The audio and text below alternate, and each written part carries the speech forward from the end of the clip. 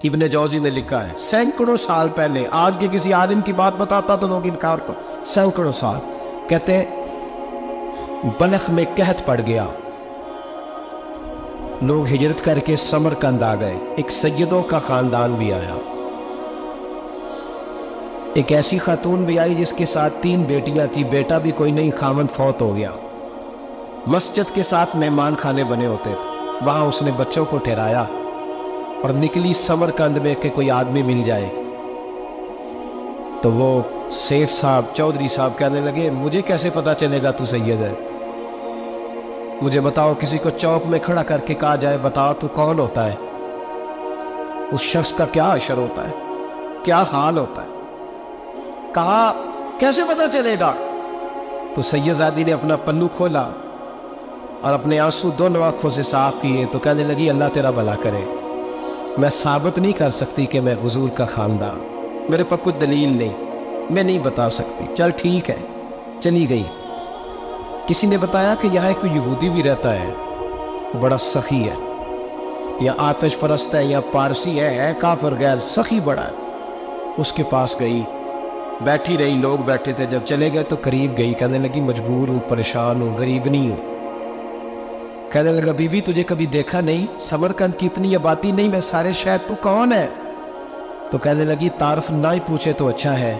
اس نے کہا چلو اگر پتہ چل جائے تو، کہنے لگی میں مسلمانوں کے نبی کی اولاد ہوں۔ مسلمانوں، اس نے کہا پیغمبر خدا کی اولاد، اٹھ کے کھڑا ہو گیا، بی بی کو ساتھ لیا، گھر گیا، کہنے لگا جو صاف ستھرا کمرہ ہے نا اسے پھر دھو ڈالو، ایک دفعہ پھر دھو ڈالو، کمرہ دھلایا، صاف کرایا، پھر کہنے لگا بی بی میرے برتن زیادہ صاف ستھرے نہیں، میں نئے نہ خرید کے لا دوں، پھر نئے برتن لایا، پھر اپنے بچوں سے کہنے لگا اونچا نہ پھولنا، یہ سیدہ فاطمہ کی شہزادیاں آئی، یہاں کوئی شخص اونچی بات نہ کرے۔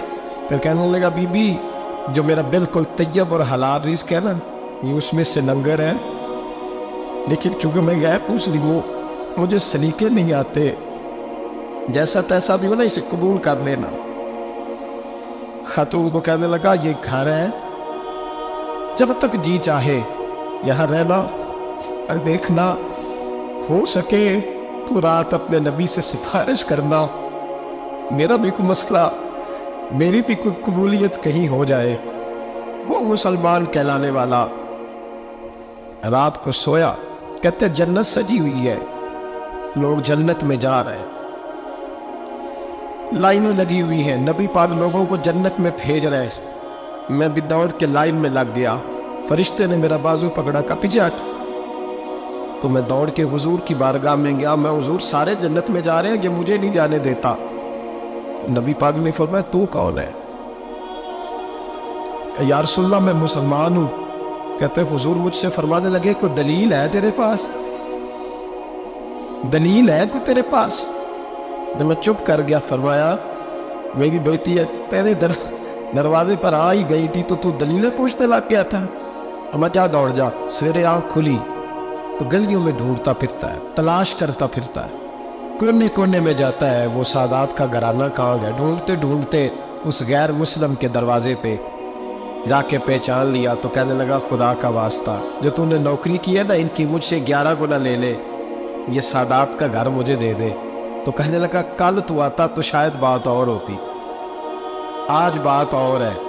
اس نے کہا مہربانی کر، کل نہیں کل تو آتا تو معاملہ اور تھا، آج معاملہ آج اور ہے، رنگ بدل گیا ہے، حالات تبدیل ہو گئے ہیں، اب تو دیکھ تاک کے آیا، جا دوڑ جا۔ کہنے لگا نہیں مہربانی کر، دے دے، تو غیر مسلم میں تیرا کیا تعلق؟ کہنے لگا چپ کر، غیر مسلم میں کل تک تھا، کل سے سجدوں سے پیار کیا ہے تو میرے حالات سنور گئے ہیں، وہ جو نظارے تو نے رات خواب میں دیکھے ہیں میں نے جاگتی آنکھوں سے دیکھے ہیں، میں نے جاگتی آنکھوں سے، اور تو نے کسی مفتی پیر عالم کے ہاتھ پہ کلمہ پڑھا ہے، میں نے رات محمد عربی کے ہاتھ پہ کلمہ پڑھا۔ حضرت عمر جب نعرہ لگاتے نا تو کیسے کس طرح کانپتے، سفیر آتے روم کے ملنے کے لیے تو کہتے جاؤ عمر نفل پڑھ رہے ہیں، ٹائم کوئی نہیں۔ ایک دن اندر میٹنگ ہو رہی تھی، حضرت عمر میٹنگ میں بیٹھے تھے، آپ کے بیٹے ملنے آئے عبداللہ ابن عمر. ابا جی اندر آ جائیں. فرمایا دروازے پہ کھڑا ہو, میں ضروری بات کر رہا ہوں, اندر نہ آنا. جناب عبداللہ ابن عمر کہتے ہیں میں دروازے پہ کھڑا ہو گیا. تھوڑی دیر گزری تو امام حسین بھی آ گئے. ایک حدیث میں, ایک روایت میں امام حسن کا لفظ بھی ہے. امام حسین آئے, آ کے عبداللہ ابن عمر سے کہنے لگے عمر فاروق اندر ہے؟ تو کہا وہ اندر تو ہے. تو کہا آپ کیوں دروازے پہ کھڑے ہیں؟ کہنے لگے ابا جی نے کہا ہے یہاں انتظار کرو, میں کوئی ضروری بات کر رہا ہوں. لیکن شہزادے میرے لیے کہا ہے, میرے لیے آپ جانا چاہیں تو چلے جائیں. امام حسین کہنے لگے امیر المومنین کوئی بات کر رہے ہوگے, میں ظہر کے وقت مسجد میں مل لوں گا, ظہر کا ٹائم آئے گا نا تو میں مسجد میں مل لوں گا. یہ کہہ کے چلے گئے. حضرت عمر باہر آئے تو حضرت عبداللہ ابن عمر سے کہا کہ کوئی آیا تو نہیں؟ عرض کی حضور حسین ابن علی آئے. حسین ابن علی. تو کہا اندر کیوں نہیں بھیجا؟ کہا میں نے کہا تھا بے شک چلے جائیں, لیکن وہ کہہ رہے تھے کہ میں ظہر کے وقت مسجد میں مل لوں گا. تو سیدنا عمر فاروق فرمانے لگے عبداللہ تجھے تیری ماں روئے, حسین کو کیوں واپس بھیجا؟ پھر عمر دنیا داروں کے سامنے ڈٹنا, کھڑا ہونا عمر پہ ختم ہے, لیکن جو اندر کی بات ہے نا, روح کی, جو عقیدت کی بات ہے, جو وفا کا رشتہ ہے, اس کو کون سمجھے؟ یہ جو روح کی مجبوریاں ہیں, یہ جو وفا کی مجبوریاں ہیں, اسے لوگ کیا سمجھے؟ انہیں کیا پتا کہ مرشد کے بیٹے کے پیر چومنے میں حسن کیا ہوتا ہے. انہیں کیا پتا کہ جب استاد کا بیٹا گھر میں آتا ہے تو دل کرتا ہے مکان بیچ کے اسے دے دیں, اس کے بعد کی نیکیاں بڑی ہیں. جناب عمر فاروق دوڑے گئے, امام حسین کے دروازے پہ دستک دی. امام حسین باہر رکھا, شہزادے یار ملنے آئے تھے, بغیر ملے کیوں آ گئے؟ عرض کی کہ آپ مصروف تھے, آپ کے اپنے بیٹے بھی دروازے پہ کھڑے تھے, تو میں واپس آ گیا. امام حسین کہتے ہیں عمر جذبات میں آ گئے, سر سے پگڑی گر گئی. کہتے لگے حسین میرے بیٹے کا اور حسین کا کیا مقابلہ؟ کیا اس کی ماں کا نام فاطمہ الزہرا ہے؟ کیا اس کی نانی کا نام ختیجہ الکبریٰ ہے؟ کیا اس کے نانے کا نام محمد مصطفیٰ ہے؟ اور پھر سر سے پکڑی اتری تھی, اپنے بال زور سے پکڑ لیے. کہنے لگے حسین میں نا مکے میں اونٹ چرایا کرتا تھا اور ڈنڈوں سے مار کھاتا تھا اپنے باپ سے. یہ جو آج ساری دنیا میں عمر کے نعرے لگتے ہیں, یہ تیرے نانوے کا صدقہ ہے. شہزادے میری وفا اور میری وفا میں جب تیرا دل کرے نا دوڑ کے آ جایا کر. عمر تو لو. ایک دن امام حسین نے آ کے نا جناب فاروق اعظم سے کہا, خطبہ دے رہے, بچوں کی تبھی شروع ہو, پتہ نہیں کیا بات آئی امام حسین کے دل میں. کہنے لگے عمر نیچے اترو, یہ میرے نانا کا ممبر ہے. تو حضرت سیدنا عمر سنو, کبھی میرا بھی بچہ آ جائے تو میں کہتا ہوں اس کو پکڑو یار, بچوں کو تو نہ جو میں مطلب ذکر کیا جائے, اترنا میرے نانے کا ممبر ہے. جناب عمر اتر کے نیچے کھڑے ہو. تو کہا جا کے اپنے نانے کے ممبر پہ بیٹھ. تو حضرت عمر رو پڑے, کہنے لگے شہزادے میرے نانے کا ممبر ہی کوئی ہے ہی نہیں. یہ ممبر, یہ مصلی, یہ تیرے نانے کی شان ہے. میرے نانے کا کوئی ممبر نہیں, تیرے ہی نانے کا ممبر ہے. تھوڑی دیر کھڑے رہے تو امام حسین کہنے لگے اچھا کوئی نہیں آپ کے نانے کا ممبر کا لو. کہا چلو پھر میرے نانے کے ممبر پہ بیٹھ جاؤ, چلو خیر ہے, کوئی نہیں آپ کے نانے کا. کہا نہیں. تو کہا کوئی نہیں پھر میرے نانے کے. جب حضرت عمر بیٹھے تو بڑا شاندار جملہ کہا, فرمانے لگے میں ممبر پر مرضی سے نہیں بیٹھا تھا, مجھے ابو بکر نے بٹھایا تھا, اور پھر حسین کے کہنے پہ میں اترا ہوں, اب مجھے حسین نے بٹھایا ہے. اب کسی کی جرأت ہے تو عمر کو اتار کے دکھائے. اب میں حسین کا تیری نسل پاک میں. یار کتنی بے شرمی کی بات ہے, لوگ امام حسین کو باغی کہے. وہ حضرت امام اعظم ایک باغ میں بیٹھے تھے, شاگرد ساتھ تھے, تو کتابیں بکھری ہوئی تھی, کچھ لکھا جا رہا تھا, بکھری ہوئی تھی کتابیں. امام محمد بھی بیٹھے تھے, امام ابو یوسف, کئی اور شاگرد بیٹھے تھے. تو جب لکھتے ہیں نا یہ لوگ تو حوالوں کی تلاش ہوتی ہے, کتابیں بکھری ہیں, صفحے بکھرے. بچے گیند کے ساتھ کھیل رہے تھے, تو گیند اچانک باغ میں آئی, تو ایک چھوٹا سا بچہ گیند لینے آیا, تو امام اعظم اٹھ کے کھڑے ہو گئے. وہ بچہ گیند لے کے چلا گیا, کتابیں ساری پھر بکھر گئیں, جو گود میں رکھی ہوئی تھی وہ بھی نیچے گر گئی, کچھ صفحے بھی گر گئے. تھوڑی دیر کے بعد وہ بچہ چلا گیا, امام صاحب بیٹھ گئے, پھر آیا گیند گری آ کے باغ میں, وہ پھر بچہ دینے آیا, وہی بچہ. امام صاحب پھر کھڑے ہو, وہ کئی بار آیا, جتنی بار آیا کھڑے ہو گئے. کئی لوگ صبر نہیں کر پاتے, جلد باز ہوتے ہیں آج کل کے شاگردوں کی طرح. تو ایک شاگرد بول پڑے, کہنے لگے حضور وہ تو بچہ ہے 100 دفعہ آئے گا. اب 100 دفعہ کھڑے ہوں گے. فرمایا تو 100 کی بات کرتا ہے, یہ 1000 دفعہ بھی آیا تو میں کھڑا ہوں. کہا حضور بچہ ہے آپ کیوں کھڑے ہو گئے؟ فرمانے لگے معمولی بچہ نہیں, میرے استاد کا پوتا ہے. تو جس نے مجھے اللہ رسول کا نام بتایا اس کا پوتا ہے تو میں کھڑا نہ ہوں. اگر استاد کے پوتے کا یہ ادب ہے تو بتاؤ محمد عربی کے نواسے کا کیا ادب ہے؟ رسول اللہ صلی اللہ علیہ وسلم. لوگ سمجھتے ہم قائل نہیں ہیں وہ والی شہادت بیان کرنے کے جس میں کہتے ہیں ہائے حسین تو سکینہ تو زینب. ہمارے بزرگوں نے ہمیں یہ سبق, ہمارے بزرگوں نے ہمیں بتایا کہ امام حسین کی شہادت اس طرح بیان کرو کہ نوجوانوں میں جذبہ جہاد پیدا ہو, عورتیں صبر کا پہاڑ بن جائے. اس طرح شہادت ہمبے والی. لیکن ایک بات ضرور ذہن میں رکھیں, یہ جو لوگ کہتے ہیں نہیں بڑے مظلوم تھے پانی نہیں آ سکا, میرے سے حوالہ دیکھیں جس نے دیکھنا ہے, میرے سے حوالہ دیکھیں, میرے سے. حضرت امام حسین میدان کربلا میں تھے تو تھوڑی سی جگہ کھود کے نا امام حسین نے تو خندق کھودی. خندق کھودنا عرب کا رواج تھا, مدینہ میں بھی خندق کھودی گئی, اس کا نام ہی جگہ خندق. تو خندق کھود کے نا آگ جلائی جاتی تھی, یہ حفاظت کا ایک ذریعہ تھا تاکہ دشمن نہ آئے. تو امام حسین نے اپنے خیمے کے سامنے خندق کھود کے اس میں آگ جلائی تاکہ پردہ رہے, عورتوں کے پاس کوئی دشمن نہ آئے. تو ایک شخص سامنے کھڑا ہو کے کہنے لگا حسین تو نے دنیا نہیں آگ جلا لی ہے؟ معاذ اللہ ثم معاذ اللہ. کہنے لگا آگے تو آگ ملے گی, یہاں جلا لی ہے. تو امام حسین کہنے لگے میں حکم دیتا ہوں آپ کو کہ تجھے ابھی پکڑ لیں. لوگ کہتے ہیں مظلوم تھے, میں حکم دیتا ہوں آپ کو تجھے ابھی پکڑ لے. یہ لفظ امام حسین نے کہا. میں 3 کتابیں تو میری لائبریری میں ابھی ہیں جن میں حوالہ ہے, 3 کتب سے, اور آج کل پرسوں کی کتاب نہیں, سینکڑوں سال پرانی. جب کہا نا میں حکم دیتا ہوں تو وہ آدمی گھوڑے سے نیچے گرا, گھوڑے سے نیچے گرا, اور گھوڑے کی رکاب کے اندر اس کا پیر الجھا. گھوڑا ڈر کے اتنا دوڑا کہ جا کے اس آدمی کو آگ میں پھینک دیا. امام حسین کے سامنے جل کے مر گیا. یہ حسین ابن علی ہے. یہ ابھی حکم دیتے تو فرشتے ابھی آ جاتے, یہ ابھی بات کرتے تو ساری دنیا کی فوجیں ابھی اکٹھی ہو جاتی, یہ ابھی حکم دیتے تو ابھی آ جاتے. اور اگر جناب اسماعیل کے لیے توبہ آ سکتا ہے تو وہ تو حضرت ابراہیم کے بیٹے تھے, اور یہ تو مصطفیٰ کی اولاد ہے, ان کے لیے کیا کچھ نہیں ہو سکتا.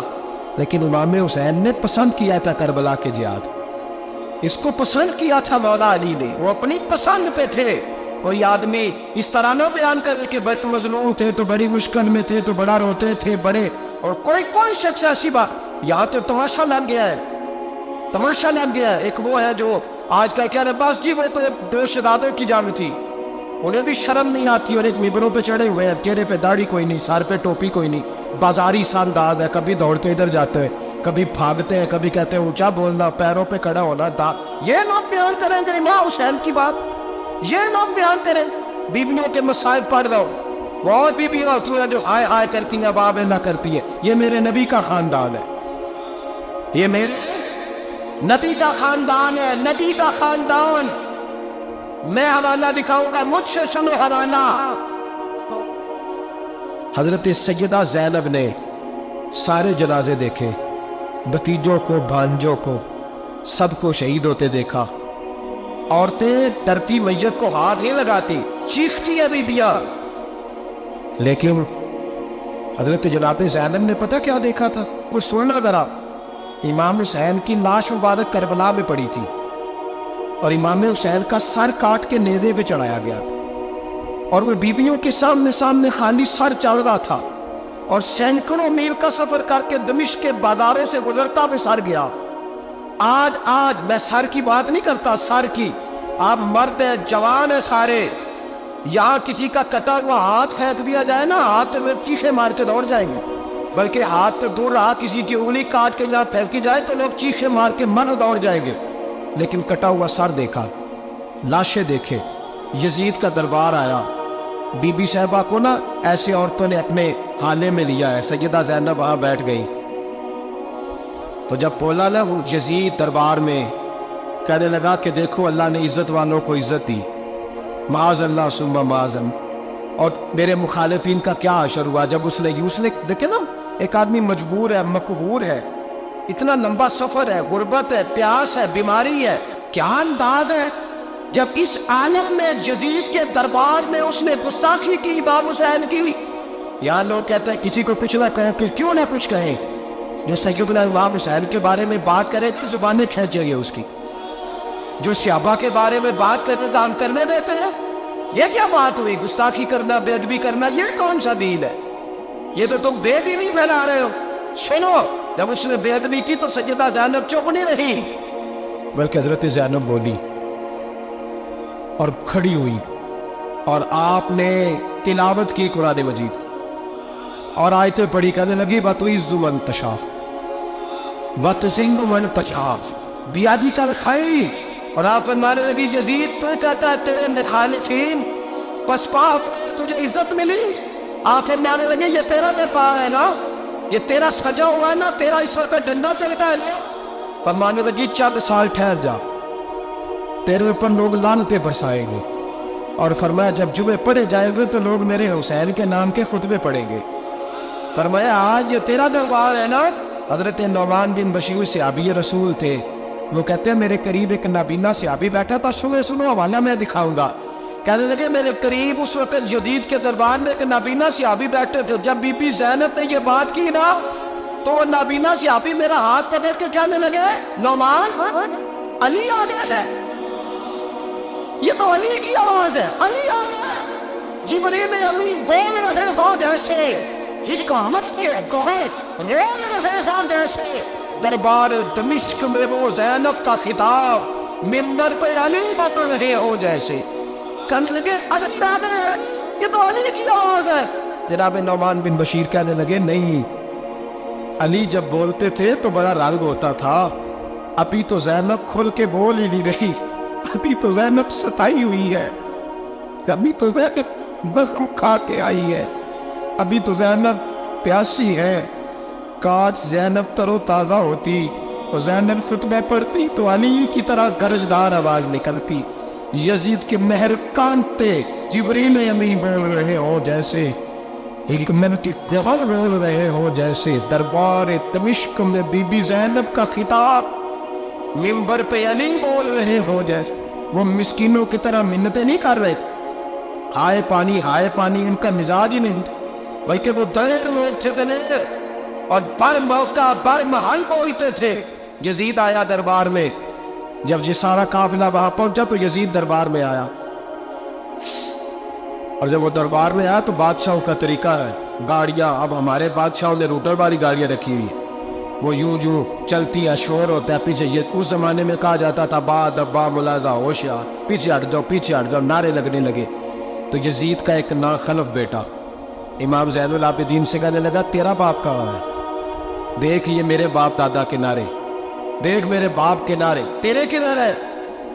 ابھی یہ بات شروع اس نے کی تھی کہ دمشق کی جامع مسجد میں زور کی اذان ہو گئی، اور جب مؤذن نے کہا نا اشہد ان محمد رسول اللہ، تو امام زین العابدین نے اس کا ہاتھ پکڑ کے کہنے لگے یہ میرے نانا کے نعرے لگ رہے ہیں، اگر تیرا ہے تو بتا، یہ میرے نانا کے نعرے ہیں۔ اور فرمایا تیرے باپ کے 2-2.5 سال لگیں گے، میرے نانے کے قیامت کے بعد نہیں لگیں گے، میرے نانے کے نعرے قیامت کے یہ لگتے رہیں گے، لگ رہے ہیں اور لگتے تھے اور لگتے رہے۔